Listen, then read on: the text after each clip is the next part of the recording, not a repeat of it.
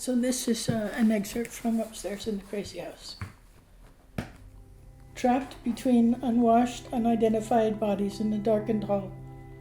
Trying not to breathe, keeping my arms pulled in close, feet shuffling forward, eyes not daring to leave the ground. Snarling starts further down and I retreat further into myself, careful not to make any contact with anyone, not to aggravate the already unbearable. Unattached voices heard through the length of the lineup. Get off my foot! Quit shoving or I'll shove you into next week.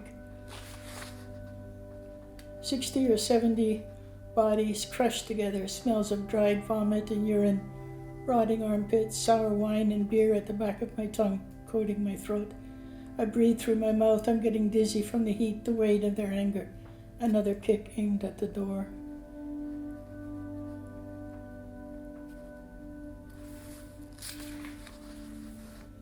I turn into the dining room and stand paralyzed. It's so crowded. Every table seems jammed with people. A chair screeches against the wooden floor. Someone is leaving. Pushed from behind, I head toward the vacant spot. I push the abandoned dirty plate to one side, put mine down and sit. An old man opposite me removes his upper and lower dentures, puts them in his shirt pocket, and starts forking potatoes into his rubbery mouth. Next to me, a middle-aged woman sniffs at her food, muttering suspiciously. The man opposite her tries to take her plate. She slashes at him with her fork till he withdraws back to his own food. A tiny old lady stands by the boarded-up fireplace, her dish resting on the mantel almost level to her head. She eats in deliberate motions, dabbing at her lips with a rag from an old blouse. At the next table, a man pours tea over his plate, mushing everything, then spooning it into his mouth. Another man roams from table to table, darting his fingers at finished plates, sucking up whatever he finds.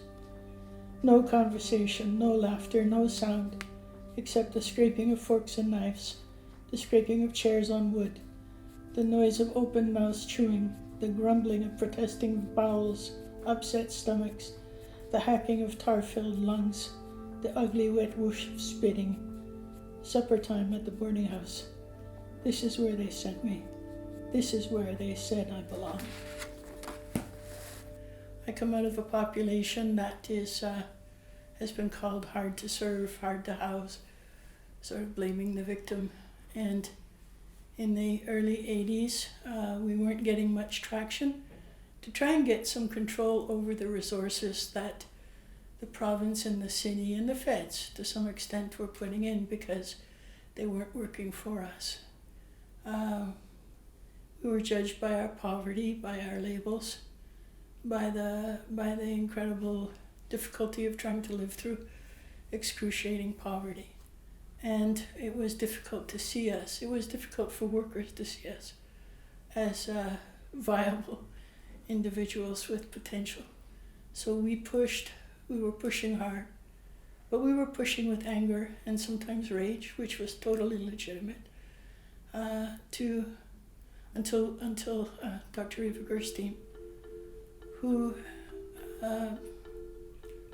reputation could have been besmirched by listening to us. I didn't have the pleasure of being at that meeting back in 1984, but I certainly did hear about it from my mother at the time. I didn't know who Pat Capponi was. It was in the Toronto Star on August the 15th, 1988. I'm going to take the liberty of quoting from it because I think it describes quite well the starting point of the relationship between Pat and Reva. When Pat Capponi first laid eyes on Dr. Reva Gerstein, she was terrified. Here was this elegant, sophisticated woman in her 60s, born with a silver spoon, whose life as far back as childhood had been a list of successes. What bothered Capponi, who grew up in a vastly different world, was that with those credentials, Gerstein seemed absolutely the wrong person for the job at hand. When I saw Reva, even though as activists always demand that we be seen as more than a label or seen as the way we want to be seen, accepted as who we are, all this kind of stuff. We're so kind of often wrapped up in our own sense of victimhood that we don't allow other people to have those same feelings, those same sensitivities. And there I was, judging Reva, like totally judging. And I was petrified because I take leadership very seriously, and we weren't achieving the kinds of differences that we needed to achieve. But we also had no powerful allies at all. This woman walks in her fur coat, very elegant, clearly not the same as the rest of the members of Park, who were, a lot of them had mental health issues, some of them were street people, some of them were living in substandard housing in the neighborhood. And they came to listen to what she was going to do and what she was going to ask them. And she came in and she was not the least bit fazed by the people that were there, even though it's a whole different class of people than what she would be normally be hanging out with. And she gave them respect, and she listened to everything they said. She responded when necessary. And I think the biggest thing that Reva did in all the things she was doing was she would listen to everybody and listen to people. She wouldn't put them down. She wouldn't make them feel less than what they were. She saw beneath the anger, she validated it, she acted on our recommendations. She was a stunning woman. I've been thinking, what would we have lost if I had continued, to continue to be entrenched on my high horse and to say, who's this woman coming out of nowhere?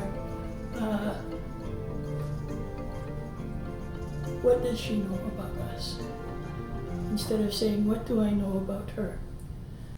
So, in my view, it becomes critically important that we start establishing relationships the way Reva taught me. The fact that I was so dismissive of her in our initial meeting was a big lesson for me later, that it can't be a one-dimensional person talking to another one-dimensional person. We have to give respect if we want respect. So now everyone understands where it started, but what is most important is to understand where it progressed to be and where it is to this day. So I'm Mike Creek, and I at one time was the chair at the Gerstein Crisis Center, and I'm a person with lived experience, mental health, and many other things too. So one thing just doesn't define us always. It can be a whole group of things that can define us. I wanted to give a little bit of background on the Gerstein Crisis Center. It came out of the Mayor's Task Force on Discharged Psychiatric Patients, which Dr. Reva Gerstein chaired. And one of the recommendations was that a facility or a place be built or brought about that would allow people who found themselves in mental health crisis to be able to go to a place that was would offer some services that were non-medical. So that started in 1989, and it was the first two executive directors were Paul Quinn and Barb Fichette, that were the co-executive directors for the first 5 years. Yep. Some of the services is so there's 11 beds at the Gerstein Center that allows people to come there to spend up to 3 days so that they can get connected to the services that they need. There's also a phone crisis line.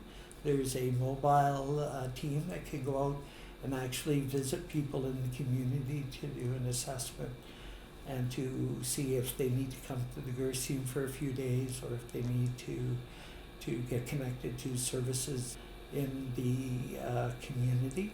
And there is a second Gerstein Center on Bloor that provides some safe beds that allows people who have been involved with the criminal justice system, a safe bet, to sort of find a place that allows them to integrate back into societies and provides other services to get them connected so that they can start to rebuild their lives.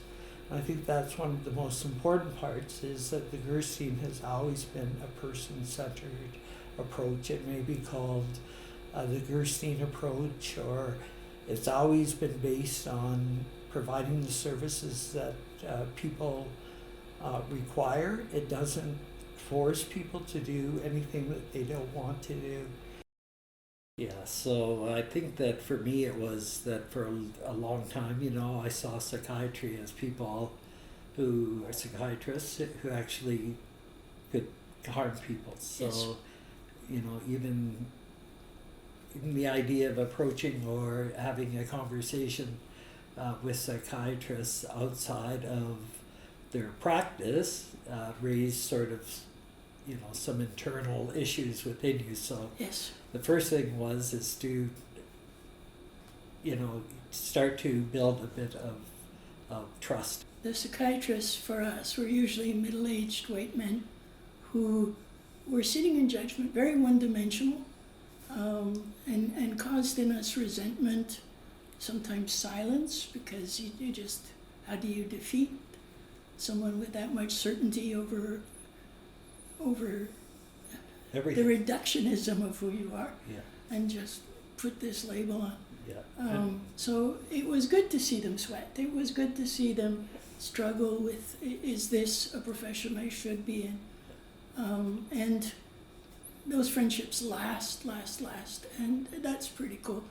And led to Sasha Agrawal, a psychiatrist at CAMH, approaching me to see if I would co-lead with him from surviving to advising, which was a way to formalize the training of, I think, fifth-year psych residents done by our folks. And that was brilliant. I was working as a fellow in public psychiatry in New Haven, Connecticut, and basically by random circumstance I ended up discovering that there was an idea that had been put out there for public psychiatry fellows to be advised by someone who had been using the mental health system. In the United States, the term is often used as consumer, so a consumer advisor. And I asked my program director, when am I going to get my consumer advisor, because I'd seen it in a document that she had given me. And she sort of looked at me and said, like, what are you talking about? And I said, well, sort of says here, page 6, paragraph 3, that fellows should be advised by a consumer. And she said, we've never actually done that, but it seems like an interesting idea. Let's see what we can do. And so before long, I had been matched to someone named Maria Edwards, and I was given her email address and was told, get in touch, see what happens. So we met, and we really didn't know what was going to happen. We didn't have any clear idea about what we were supposed to do. She hadn't been in this situation before. I hadn't been in this situation before. And actually, the first time we were supposed to meet, we didn't even meet. It took us a couple of tries to actually sit down and start to get to know each other. And it was awkward. I was nervous. Didn't really know what she was going to say or what she might offer. Later I found out she was nervous because she'd never been in a situation of being asked to teach a psychiatrist before. My name is Anne Borley, and I work at a downtown hospital as a peer support specialist. I've been there for 5 years. I'm also a member of Surviving to Advising when it was running. And I'm a RAP2 facilitator. My name is Steve Hubel, and I'm a peer support worker in a hospital inpatient. I also work for a community housing organization that supports people with mental health and addictions. I was in the inaugural group, the very first group that started, so that was about 6 years ago. I was in the inaugural round as well. It was a little bit nerve-wracking going in because we were going to be dealing with psychiatrists in training, and I had a very mixed view of psychiatry in general. But I was also very excited because I thought I had a chance to make a difference and really hopefully reach somebody and help them see that you could live not just as a functioning member of society, but thrive as a member of society and offer something, and that your mental health didn't dictate who you were. What I discovered was that she had all this knowledge about the mental health system and people's experiences using the mental health system that I just didn't have. And I had done years of training and I'd been working for a number of years before that, and I sort of thought I had a pretty good idea of how the system works and how people are experiencing it, having worked with lots of patients, but I didn't. To me, in a lot of ways, it was common sense to be able to try and talk to somebody and say, my experience is this, what's your experience? And I think that's something that we heard was a fair amount of fear and a fair amount of, I don't know what to expect. And it was calming that fear so you could get to the person underneath. And I realized that part of it is just because I had to get past this idea that because she was a consumer and had all kinds of other identities, that I was sort of automatically discounting essentially what she was saying. So once I figured out that was going on, it became an opportunity not just to learn about her experience, but also about myself and the things that I was allowing to get in the way of being able to really connect. The first meeting was really interesting because we set it up on our own time. There wasn't an assigned time, so This is your one-on-one with Baby Shrink? yes, that's Yeah. right. So it was, we sent emails back and forth. Where should we meet? We met at the Starbucks near CAMH, Yeah. and we sat down and we talked. And after I shared a little bit about my experience, the psychiatrist in training said, "You're pretty high functioning for somebody with mental illness." And I said, "Well, thank you." I said, "You're pretty high functioning for a psychiatrist." And then we both laughed, and that kind of broke the ice. And we did have a conversation about that term, but it did break the ice. And then we got to have an honest conversation, and they apologized. And I said, "That's okay." I said, "This is how we're going to move forward over the next 6 months, learning together about people's different perspectives." And people describe over and over and over again how surprised they were that the other person was as well-intentioned and interested in this working together that they were. And that goes in both directions. The advisors were surprised at the psychiatry residents' open-mindedness and good intentions, and the residents were surprised at the advisors' open-mindedness and good intentions. And it was interesting to see what preconceived notions people had about the other, and how it actually didn't take that much. I mean, a couple of meetings, maybe 3 meetings. To overcome that. To overcome that, break that down, and not in every case, but in many cases, be Yes. able to get to this kind of place where people could just respect each other as having important knowledge and important work to do, different experiences, different perspectives, that together they could sort of both be more effective in what they were up to.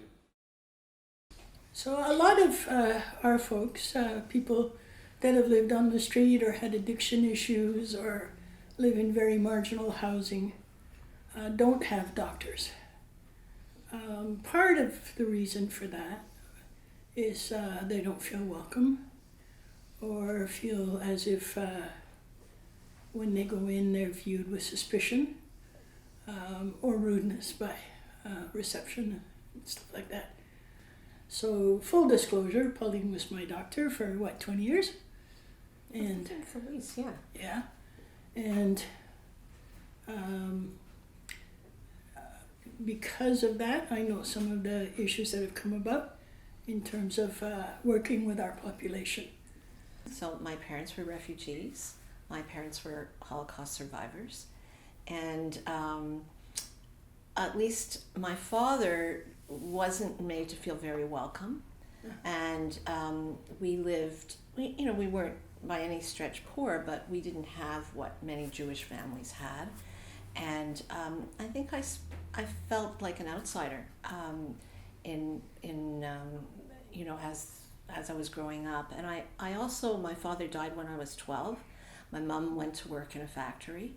And I don't want to make it sound like a sad story. I mean, I felt like I never wanted for anything, and I certainly had the most important thing, which is unconditional love, which is the key element we know for children. And so I think I really came to appreciate both what I had and what I and how it felt to be as an outsider. And I just, I guess I came away with the sense that we're all born into certain circumstances, and it's not worth judging people. So there was that sense, and my mom, who I spent most of my upbringing with, was an extremely open, non-judgmental person, and I think that had an impact on me. And I guess I felt like it's not useful to treat people like the other. That we don't know everyone's life experience. We don't know what they have to offer. And I think as I got into medicine, I naturally became an advocate for people who had trouble navigating the system for whatever reason. And I was really aware that folks who probably needed primary care the most were really shut out, and that as a doctor I had a lot to learn from people living in more marginalized circumstances as to what would work for them. And I think with your help and the help of Voices from the Street, we came up with a plan to go where people live and ask them. I didn't have the answers, and that in any kind of innovative program where you're going to try and make change, you have to get as many voices as possible to inform that change. Fleeing abuse, I fell into poverty and went through a lot of systems, and I was kind of more trying to survive. And while my children would see a doctor, wasn't thinking about that, and my health deteriorated. But when I did start, I got into substance use because of the circumstances that I was in, and there was a lot of stigma around that when I started to seek help, medical help, by the way I was treated, but also there wasn't a lot of cultural services, and I was one that used a lot of walking clinics. There wasn't a lot of doctors accepting people at that time as well.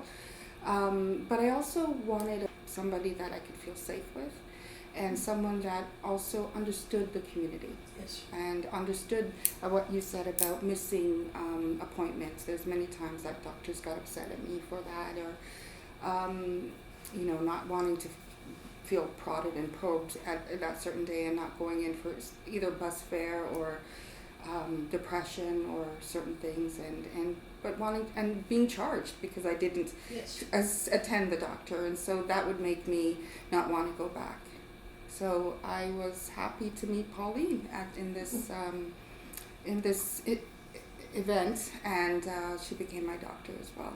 I felt it was a great experience because I didn't even realize how many people didn't have family doctors. They weren't connected for various reasons, and we actually made it really much easier because we provided other services like the ID clinic and things like that. And for me, when I left my abusive partner, I left everything behind, and you can't get ID without ID. It took me a long time, right? And so having those services and having the speakers in with the experience to connect with, and the doctors with the compassion teddy bear doctors, it felt really good. It felt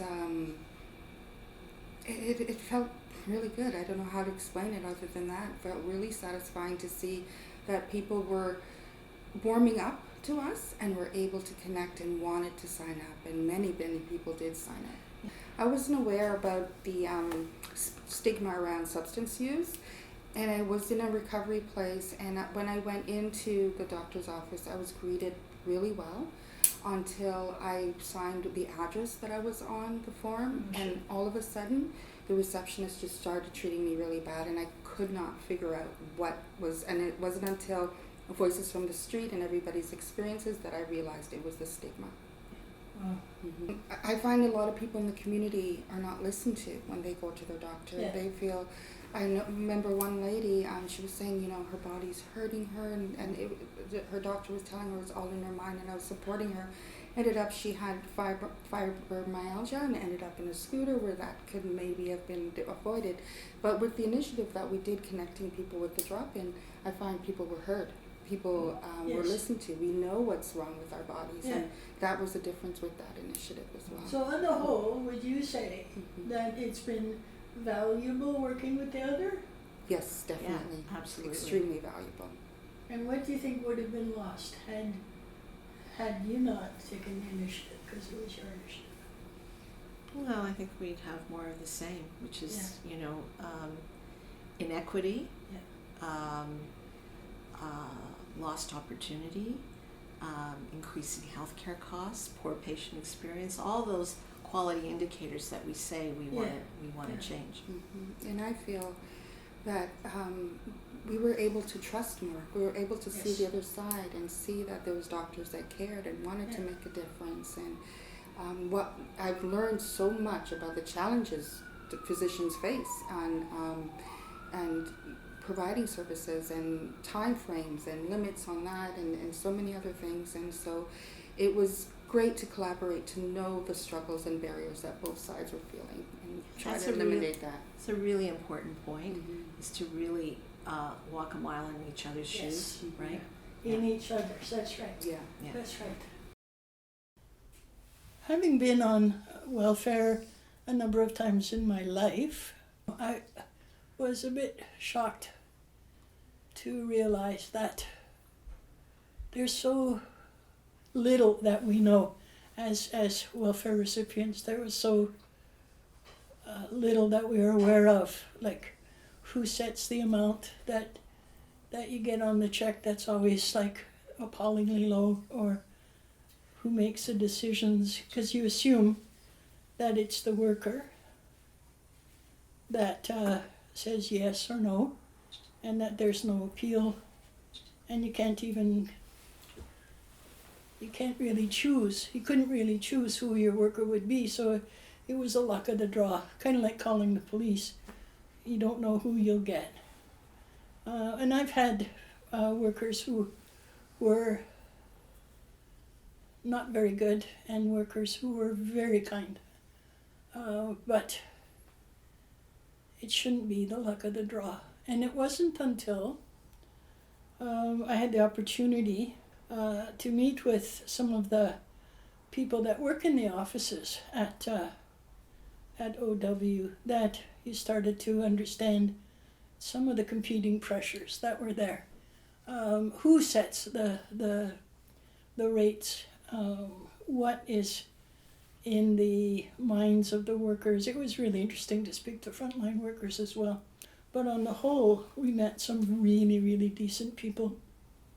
And it becomes important if we are looking at making a difference in our communities, that we try to educate as much as possible our folks as to how things work. Because if we don't do that, we're always 10 steps behind. Because those people who've been on welfare know how humiliating it can be to that first time you go for welfare, how nervous you are, how scared you are, that you may be 2 days away from being evicted, and you're petrified that you won't get enough to cover your rent or get anything to cover your rent, and you may be told to come back in a week, and you're freaking out, but there's really nowhere to put that.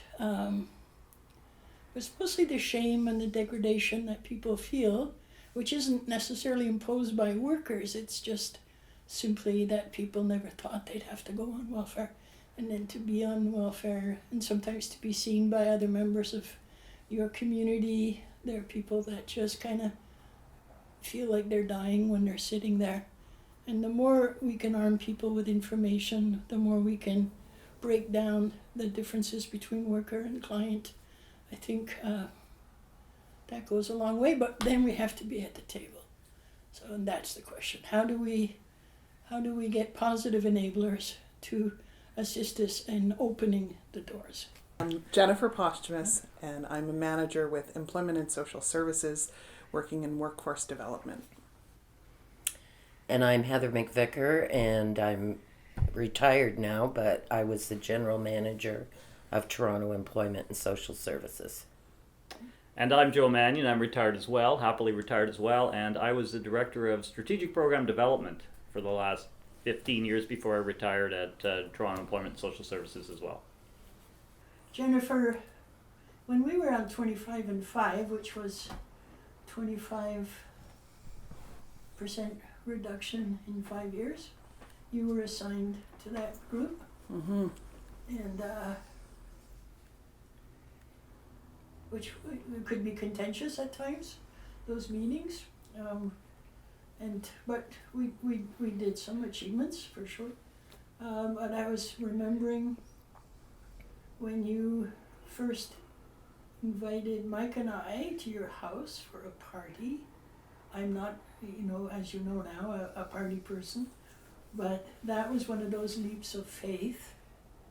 And I wondered why you made that. And I reflect on that sometimes too, Pat, because I was fairly certain that might have seemed like an odd invitation, but that work that we were doing together at that time meant so much to me and the people that I met during that work that I really felt the need to build community beyond just work. And so I saw my job as extending well beyond the hours of the work of the workday, because I really felt that I needed to become part of the community and part of that effort in order to be as effective as I could be. Aside from the fact that I really enjoyed your company too, and Mike's company. And so it felt very natural, and yet I do recognize that it was a bit of a leap. And I felt very grateful that you would take that leap with me, that leap into friendship and into community beyond the workday. And I think that was one of the most rewarding parts of the work, was that you and Mike and others became part of my community and part of my circle of friends, and I think it helped us to be much more effective and to build that trust that was really necessary to do the work that we were doing. trust is a huge issue, which leads me to a meeting that Joe and I had, and God, ask me what year, eh? David Miller was mayor. Yeah. And Joe was being very careful because there was this convention work. Your guys were meeting, 1,800 OW workers, and I was going to be speaking, and I know that was causing. I mean, you looked cool, but I knew. So, and I went in to see Joe, and he didn't want to ask to see in advance because we would have killed each other. But it was like and I think at some point I said, Joe, I'm crazy, but I'm not stupid. I'm not going to blow things up. I'm not, because some of the workers were stressed and angry, and so it's a unionized environment, and it could have been a disaster. But so, how was your boss taking this? Because you must have had to. My boss has incredibly good judgment. So she took that leap of faith. I was just the mediator there in terms of sort of, making sure that it happened, but not what happened. So Heather took the leap of faith, as she often did. And, I see that as one of the signal turning points in a relationship we had with many communities. Because we showed, I think, actually some courage to say to you, come and actually, kind of no holes barred, tell us some truths. And it's time that we actually face those truths ourselves. And that somebody came in here who was hyper articulate and smart, and could, reveal those truths in a way that was going to be mutually productive. Get some stuff off your chest because you needed to, and give us some words that we needed to hear. And I think it proved to be one of the most successful, uplifting kind of events that we ever had. And there were always this contingent of people who, as you say, aren't going to come along anyway. Yeah. And we recognized that by then. Yeah. I mean, Heather's known that for years and years, but the other 80 or 90% of the people in the room were as galvanized as we were. And I was you know, very heartened by their reaction. It was kind of because you couldn't see people. There were so many people and television screens, and you couldn't. But I remember Miller standing up and saying to the former CD manager, Joe Pandicenti. that stay and listen to this. I actually think that a lot of staff were waiting to Oh, hear God, that yes. message, right? Yeah. That was your story, Pat, was a story that they were hearing so often in their daily work.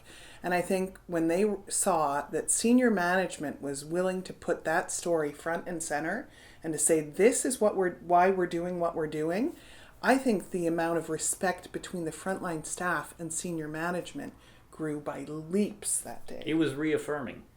And you coined the phrase, and it will live forever, to get the voice of lived experience.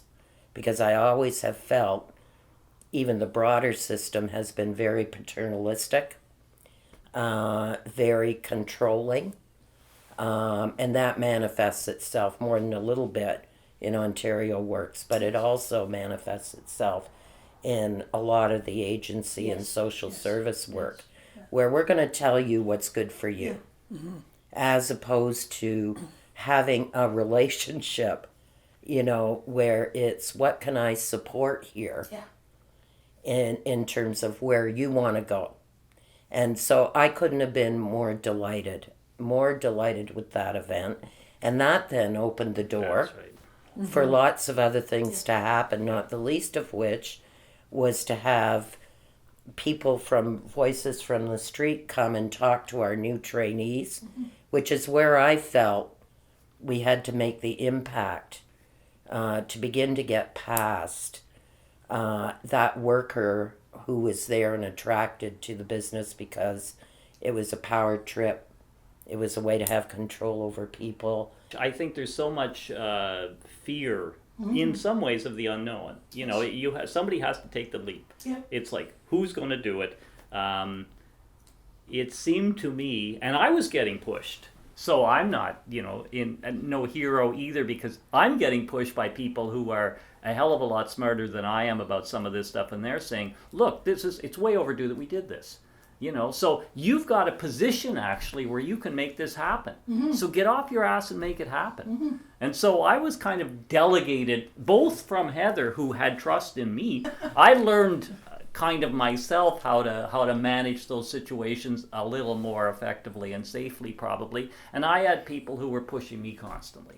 And to me, it seemed like all of this stuff in retrospect, and in fact at the time, seemed like a no-brainer.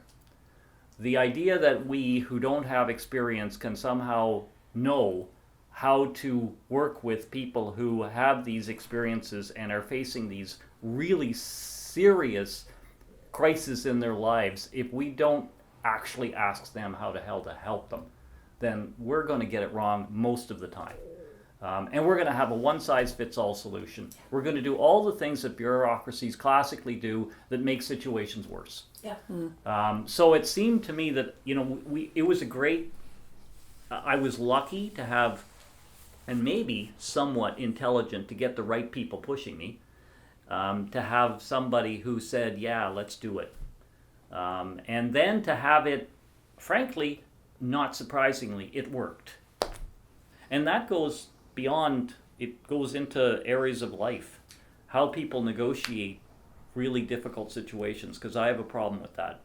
I have my own personal issues that this gave me a real sense of insight into, and how little resilience I would have in the situations that so many other people faced.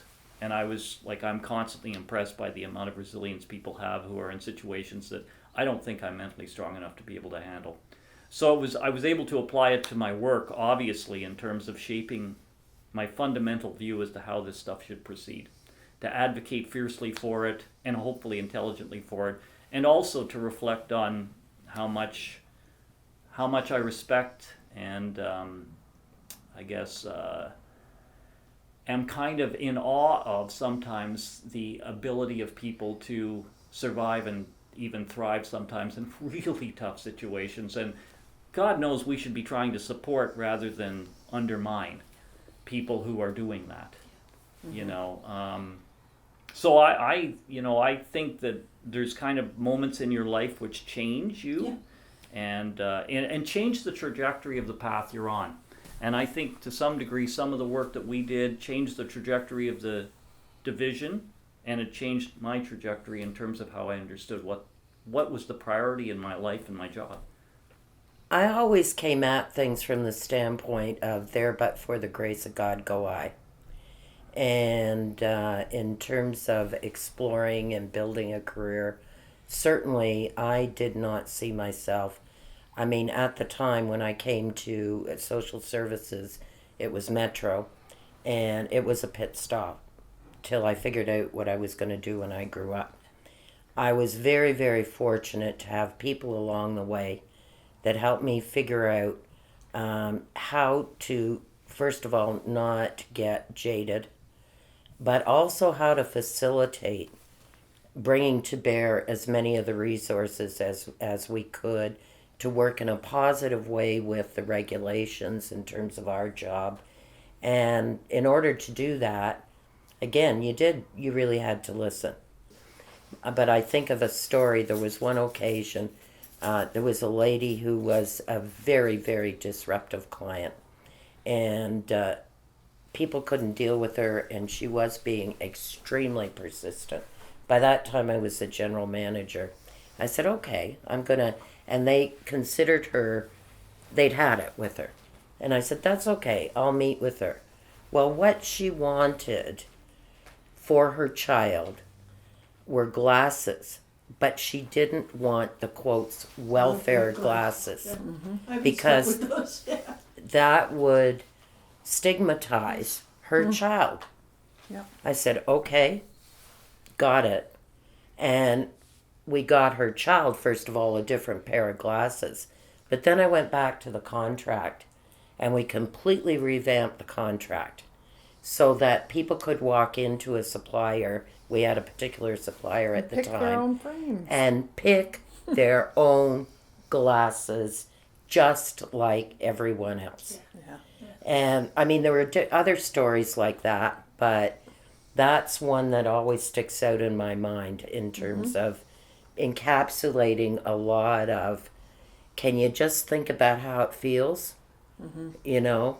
And if you extend that to segue back to what Jennifer was talking about in terms of going beyond work and building friendships and relationships, that's the other part of it in terms of the work that we do. And I felt very, very fortunate because it was mainly through those social gatherings that I got to know the various communities in Toronto in a way that I wouldn't have been able to do. The same thing happened for me with the other municipalities and also a lot of people at the province who, again, you know, they're doing a job, but there's a lot behind it.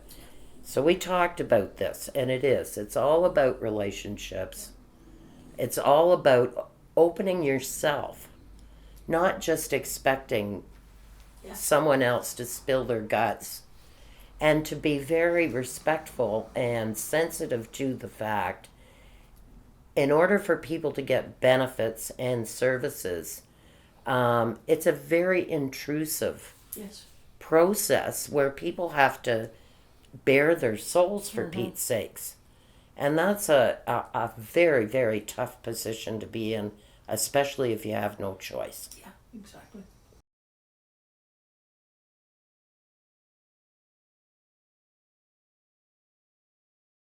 I'm Sevon Palvatsian, and I'm the CEO of Civic Action. Civic Action is a city building organization, so we find these messy urban challenges that require action by leaders from all sectors. We convene these leaders, and then we come up with ideas on what these solutions can be, and then we launch them. We're Civic Action, not Civic Chit Chat, so the action is really why we exist.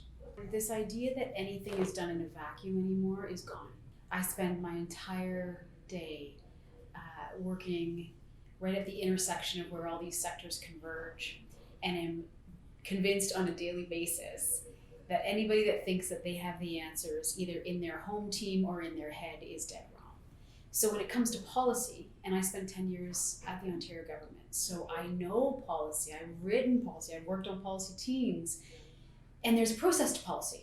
Right? And you turn to your policy experts, your subject matter experts, and then they do research, and then they produce findings, and then the decision makers decide. But at what point do people with lived experience enter that process and have an appropriately weighted voice in that process? Because ultimately, some of that policy is for people on the other side that may not be in the pipeline of production.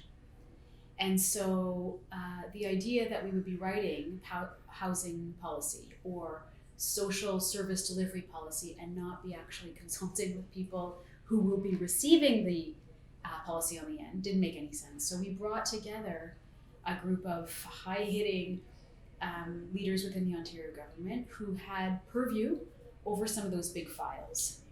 You and I worked together on this, Pat, Yes. and you convened a group of people with lived experience, women largely, who could come in and give firsthand account of what the needs actually were and what the changes needed to be. Yeah.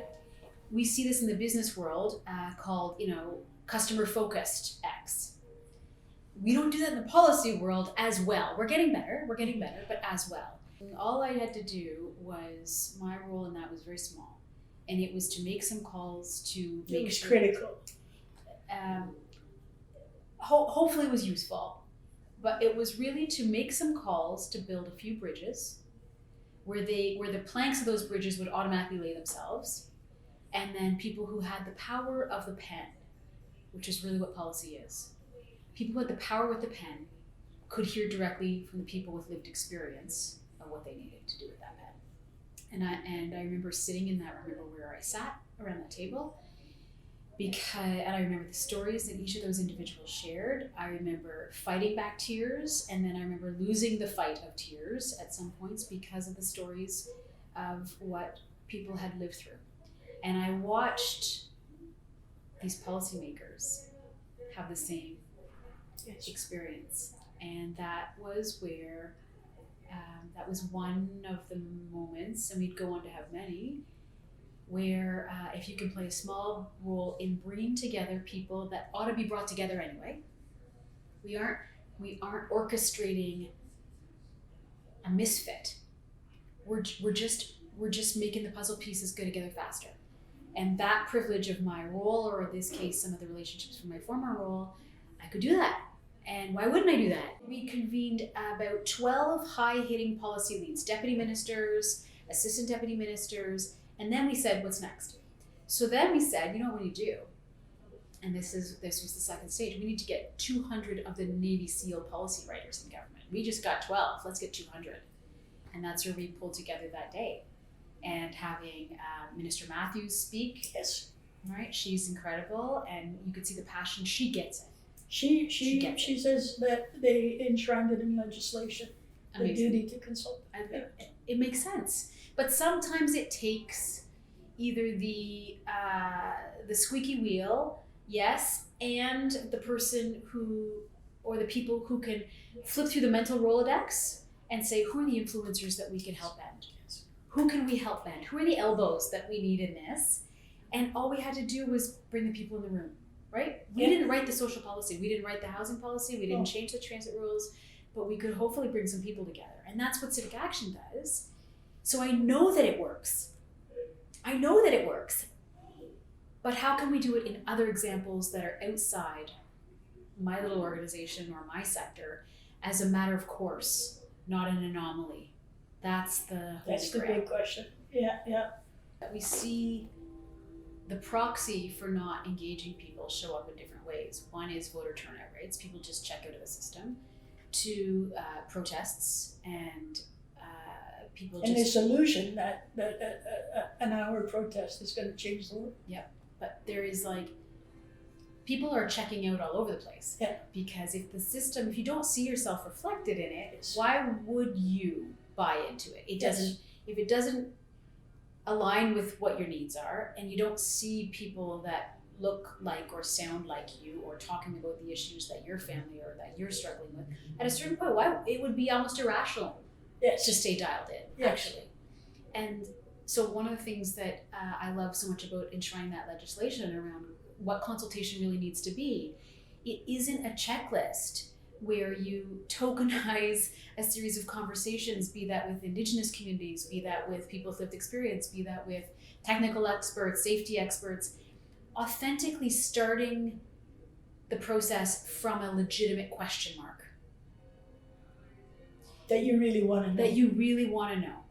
As opposed to, I know where I'm going and I'm gonna back up the process to get... That's not That's legitimate. how it's worked for decades. That is not legitimate. And, No. and people smell that. What every relationship that truly gets a connection does need is that porous exchange.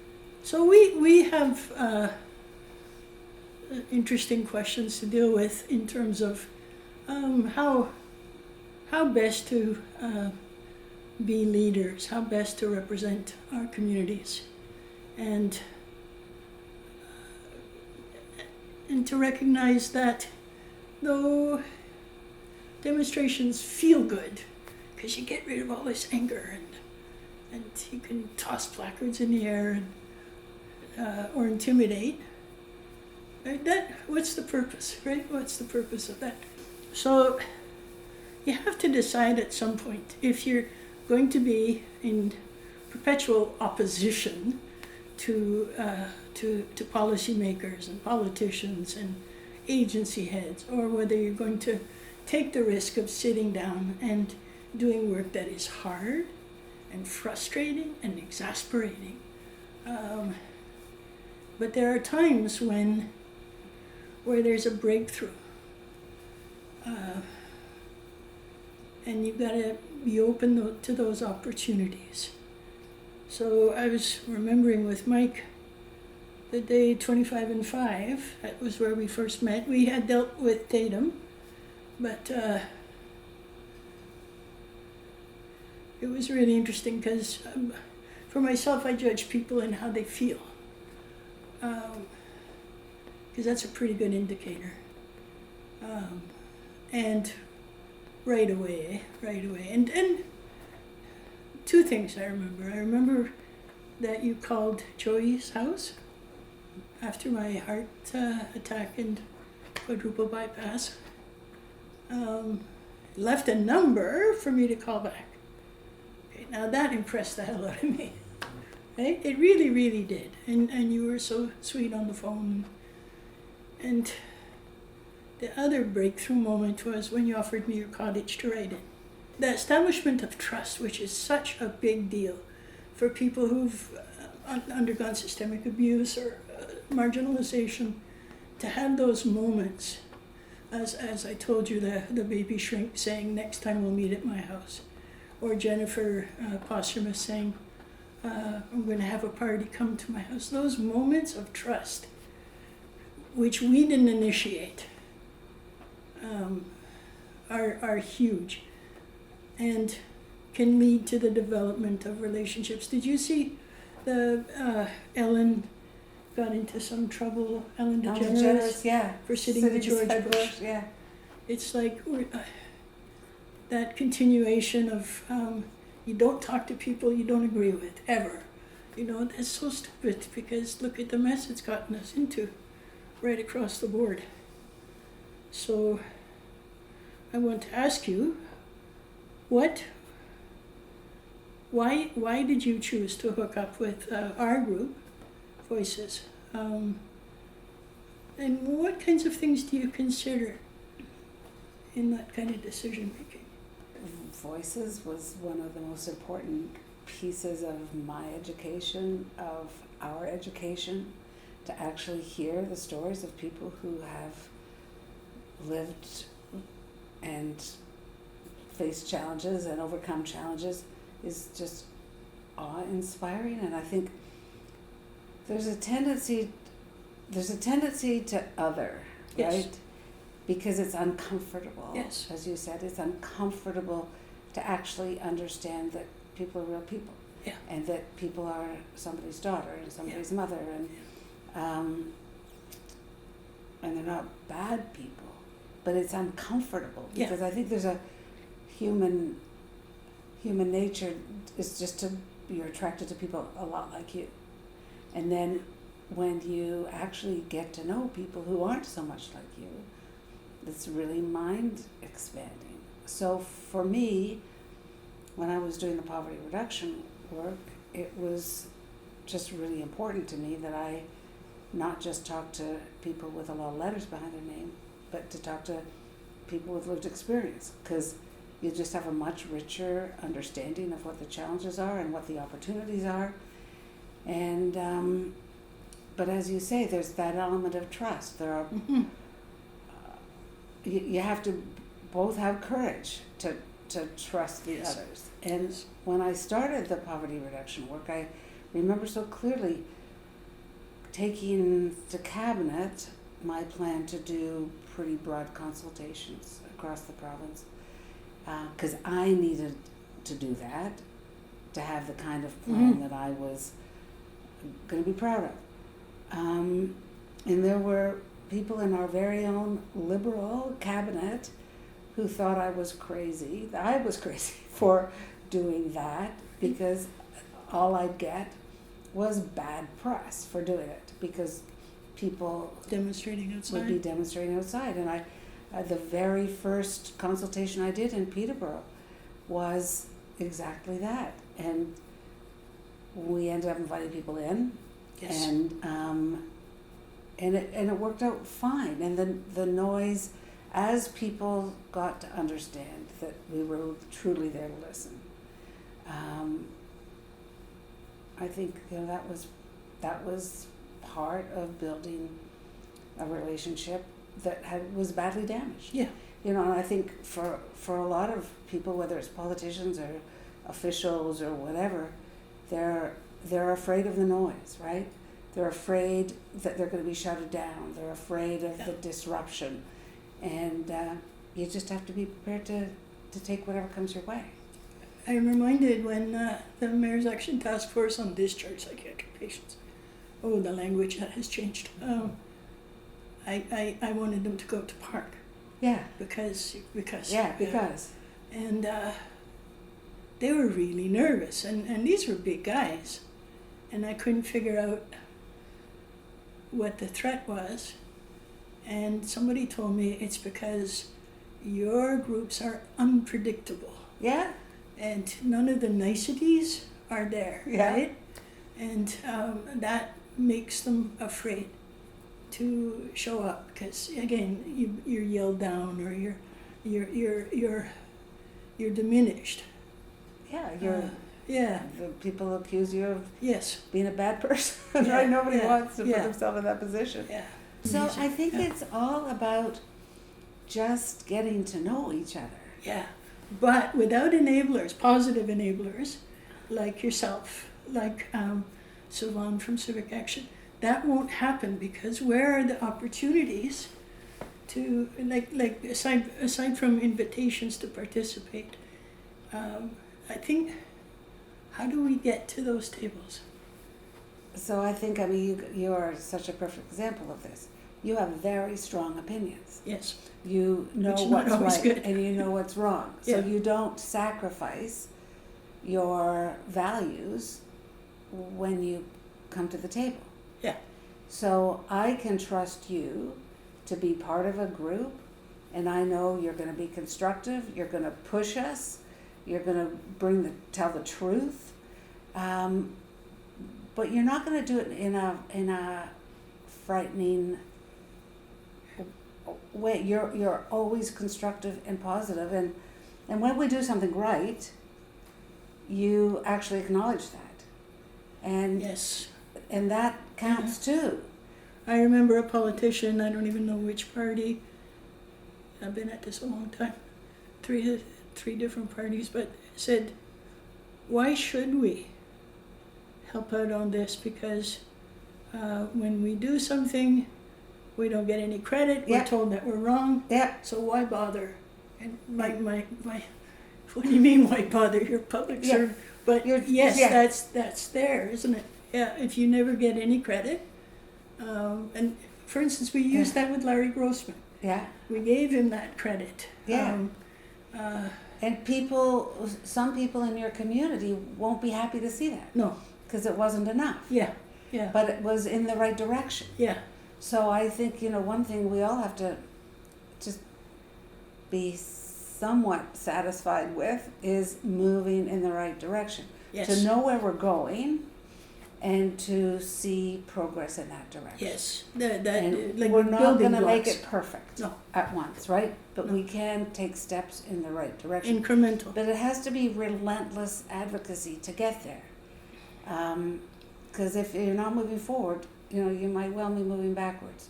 So you Yes. have to always maintain the progress you've made and continue to make more progress. Yes, But it's all about just humans understanding humans, right? yes, yeah. And Or being able to see the humanity in the and other. understanding, and I think, you ask how do we keep it going. I think we've come a long way, even in the short time I've been involved in this stuff, is to understand the trauma foundations of Yes.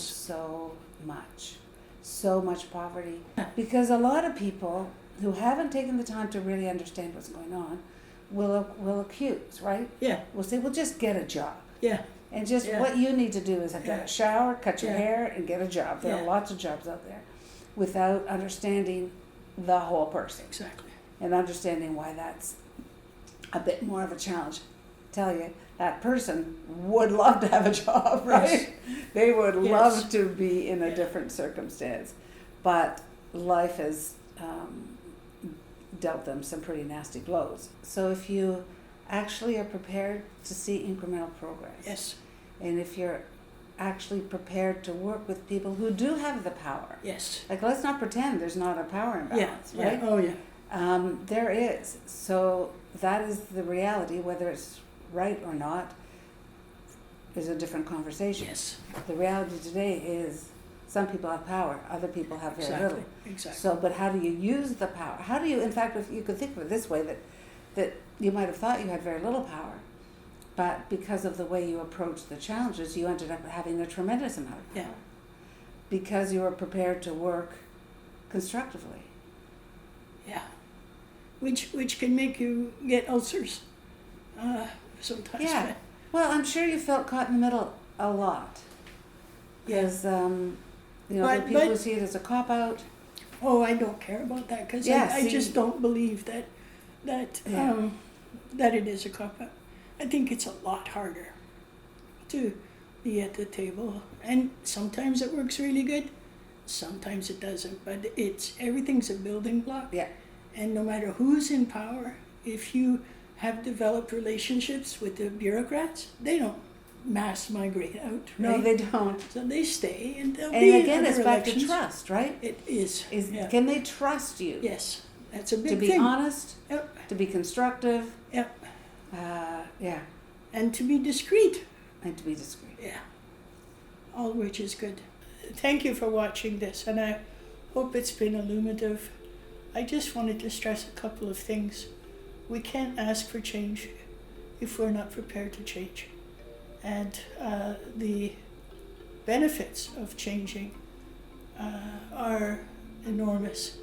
You get to work on yourself, on your talents, on your education, on your abilities. You get to be more able to cross those gulfs of class and labels. You find some really interesting people.